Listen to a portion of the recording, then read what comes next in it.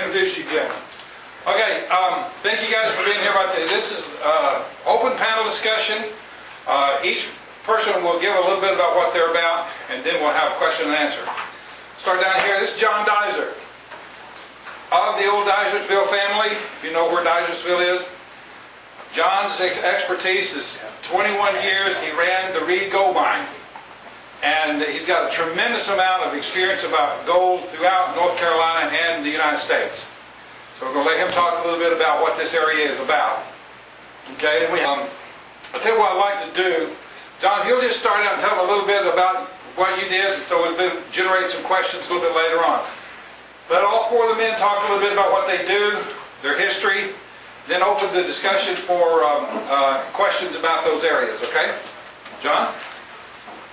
I grew up here in just outside Old Fort on Highway 70, but I was the manager of Reed Gold Mine for almost 26 years, and because of that job, I studied and developed a background as far as the history of gold in the state of North Carolina, which started with Conrad Reed. He was 12 years old and he found the first nugget, period, that's documented in the United States, and it weighed 17 pounds.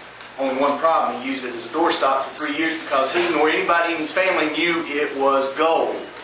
His father took it to Fayetteville on a marketing trip, which is 100 miles from Concord, North Carolina, to Fayetteville.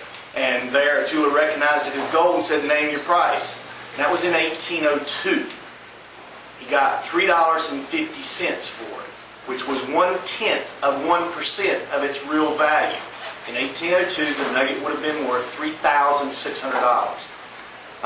With that story and with the fact that gold in North Carolina led the nation for 50 years, I was able to go to Colorado, Nevada, Georgia, California to explain that to everybody else who thought they were first.